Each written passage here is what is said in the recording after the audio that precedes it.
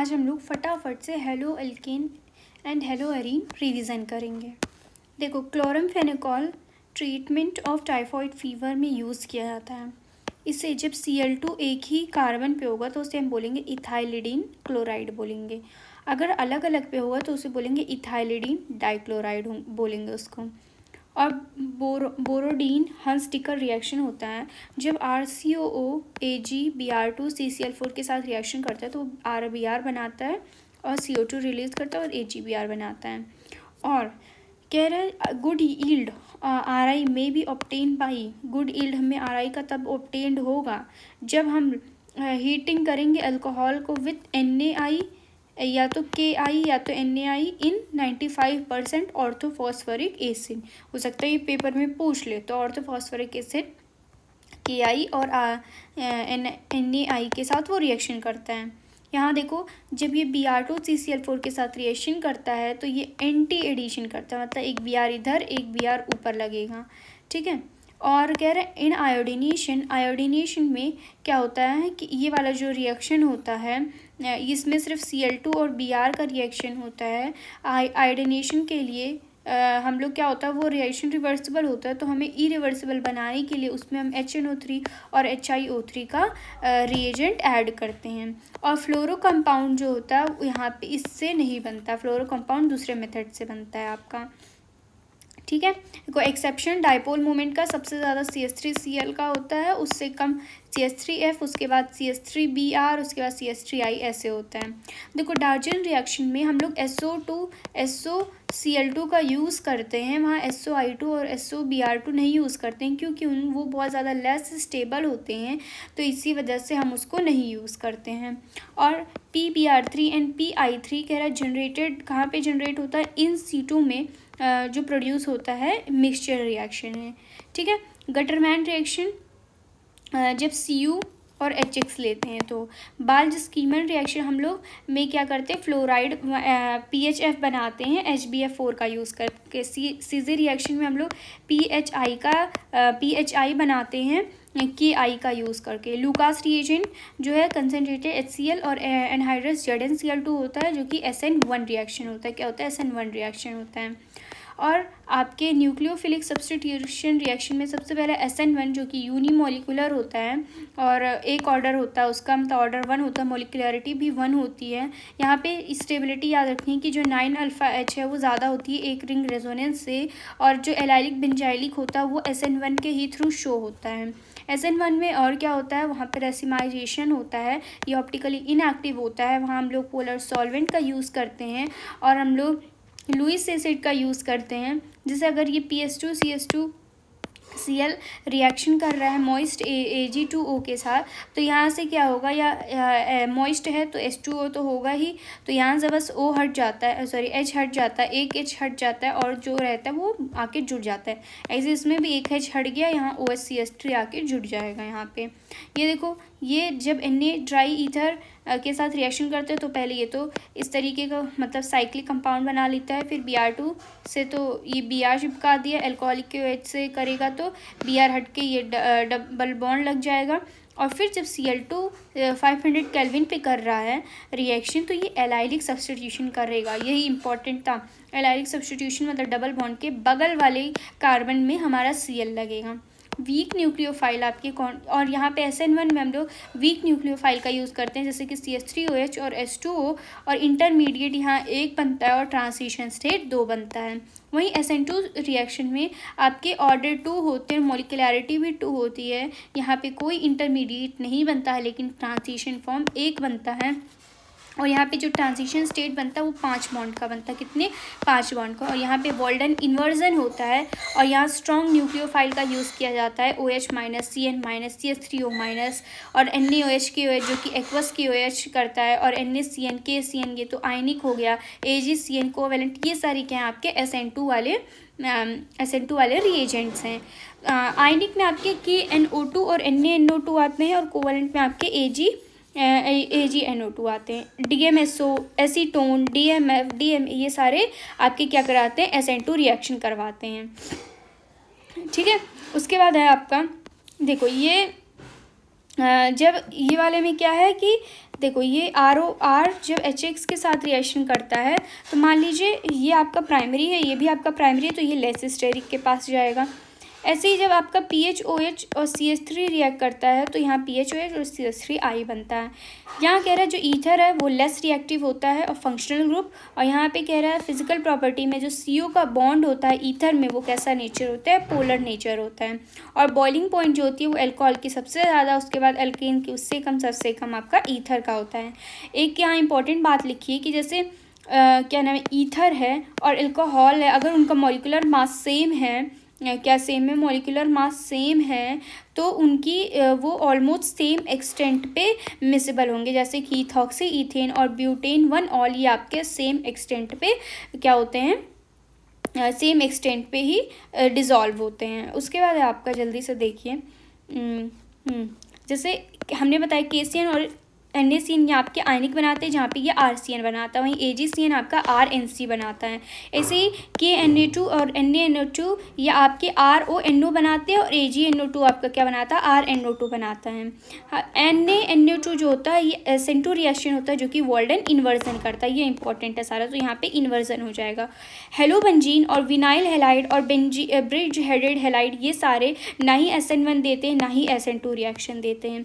E1 और E2 में देखा जाए तो हमेशा पहले 3 डिग्री आएगा, उससे कम 2, उससे कम 1 डिग्री होता है।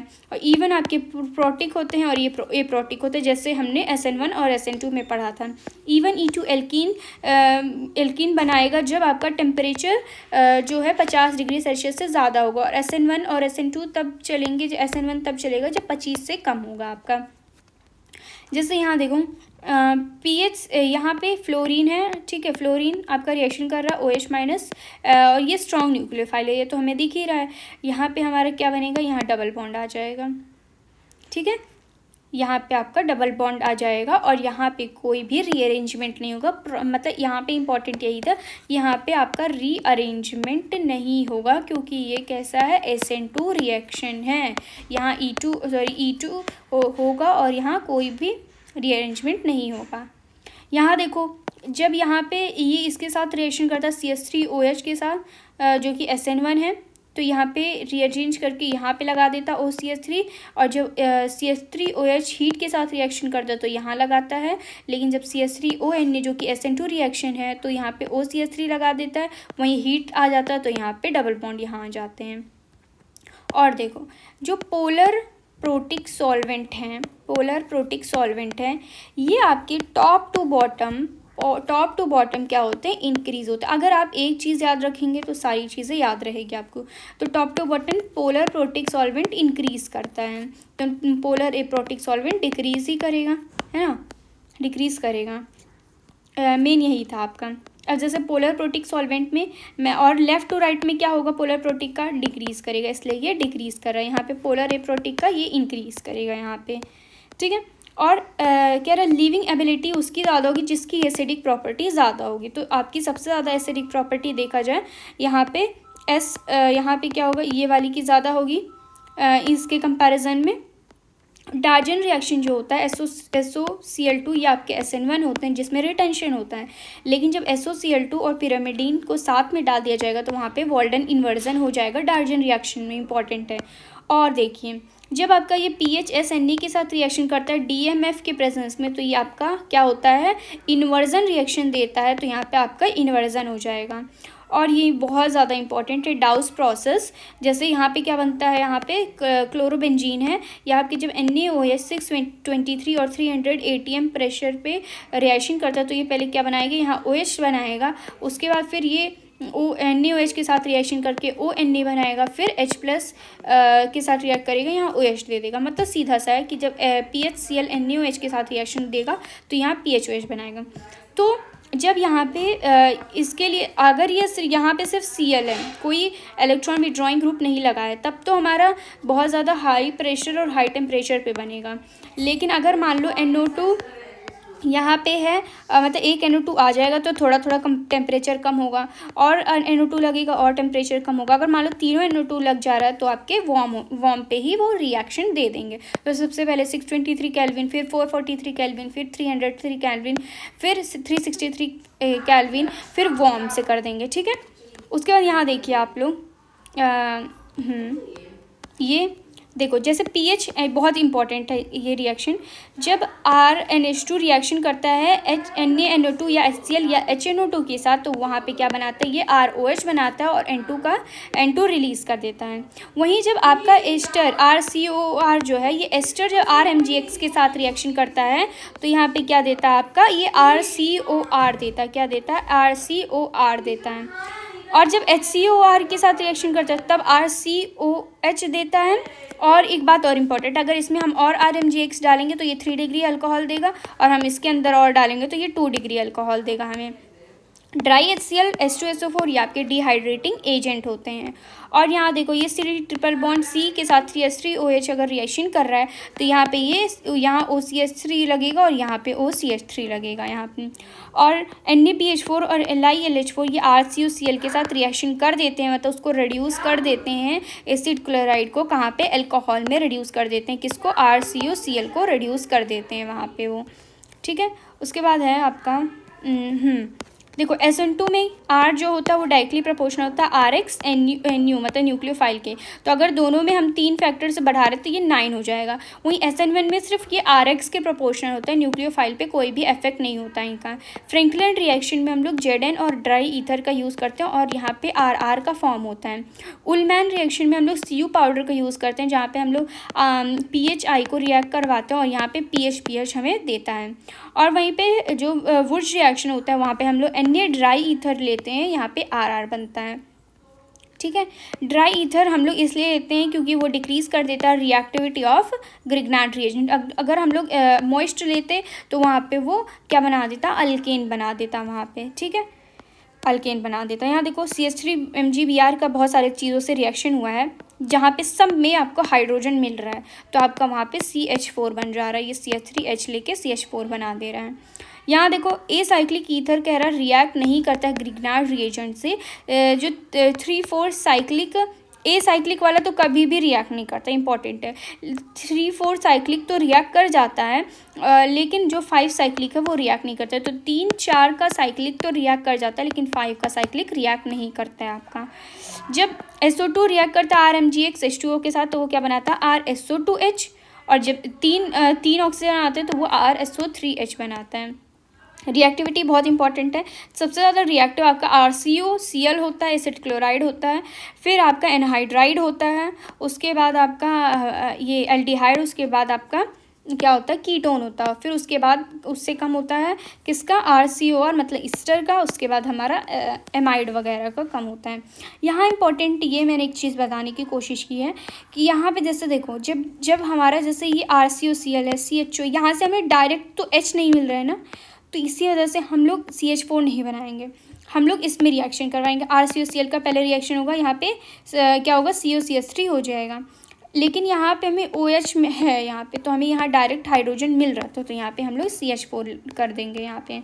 जब यहाँ पे CN ऐसे करके हैं N C और CN, तो यहाँ पे RCN बनाओ RMGX से। और जब CH3MgCl CH3 H2O+ के साथ रिएक्शन करेगा तो CH3 से SH बनाएगा, और O2 H2O+ के साथ रिएक्शन करेगा तो CH3OH बनाएगा। ऐसे Br2 के साथ रिएक्शन करेगा तो CH3Br। एलिमिनेशन देखो, बल्कियर न्यूक्लियोफाइल आएगा तब तो हम लोग एलिमिनेशन डायरेक्ट कर देंगे, वहाँ पे एलिमिनेशन ही कर दो तुम। और अगर मान लो बल्कि नहीं आ रहा है तो वहाँ पे हम लोग न्यूक्लियोफिलिक सब्स्टिट्यूशन रिएक्शन करेंगे। देखो, क्लोरोफॉल को हम लोग सनलाइट में इसलिए नहीं रखते हैं क्योंकि वो फॉस्जीन बना लेता है, जो कि बहुत ज़्यादा टॉक्सिक होता है, CuCl2 बना देता है। बॉइलिंग पॉइंट तो हम जानते हैं इन्वर्सली प्रोपोर्शनल टू ब्रांचिंग होता है। सर्जिफ जो होता है, सर्जिफ में मोर क्या होना चाहिए, मोर सब्स्टिट्यूएंट होना चाहिए, तब ज़्यादा वो स्टेबल होगा। और ये टेस्ट में आया था कि ROH जब PX3 के साथ रिएक्शन करता है तो क्या देता है, RX और H3PO3 देता है। क्या देता है, H3PO3। वहीं जब PCl5 के साथ रिएक्शन करता है तो एक तो POCl3 एक तो HCl देता है। क्या देता है, POCl3 और HCl देता है। ठीक है, और ये डाइजेस्ट रिएक्शन है जहाँ पे ये सबसे बेस्ट होता है। यहाँ पे प्योर अल्काइल हैलाइड हमें मिलता है ROH जो है वो SOCl2 जो कि थाइनिल क्लोराइड होता है उससे रिएक्शन करता है, RCl SO2 और HCl बनाता है। कह रहा है HBr बनाने के लिए हम लोग स्ट्रॉन्ग एसिड यूज़ करते हैं, लेकिन HI बनाने के लिए हम लोग वीक एसिड यूज़ करते हैं। फिंकलस्टीन रिएक्शन में क्या होगा कि हम लोग फिंकलस्टीन रिएक्शन किसके लिए करते हैं, RI के लिए रिएक्शन करते हैं, जहाँ पे हम ड्राई एसीटोन और DMSO का या तो यूज़ करते हैं, और यहाँ पे क्या होता है प्रेसिपिटेट रिमूव होता है और वहाँ पे प्रोटेक्ट डिक्रीज होता है, जिसकी वजह से हमारा फॉरवर्ड रिएक्शन होने लगता है। और स्वार्ट्ज रिएक्शन में हम लोग मेटल फ्लोराइड का यूज़ करते हैं और ये RF बनाने के लिए यूज होता है। देखो NaBr2SO4 आ जाएगा तो वहाँ रीअरेंजमेंट कर देना, और कंसनट्रेटेड HCl आ गया तो वहाँ पे भी रीअरेंजमेंट कर देना। लेकिन अगर PCl5 अलग से है और रेड फॉस्फरस Br2 है तो ऐसे सब केसेस में आपको रीअरेंजमेंट करना नहीं है, चाहे SOCl2 वहाँ रीअरेंजमेंट नहीं करना है। यहाँ देखो जब RCHO PCl5 के साथ रिएक्शन करेगा तो क्या होगा यहाँ पे कि आपका O हट जाएगा, यहाँ पे Cl दो बार आ जाएगा, यहाँ पे POCl3 यहाँ पे रिलीज़ हो जाएगा, क्या होगा रिलीज़ हो जाएगा। सो बस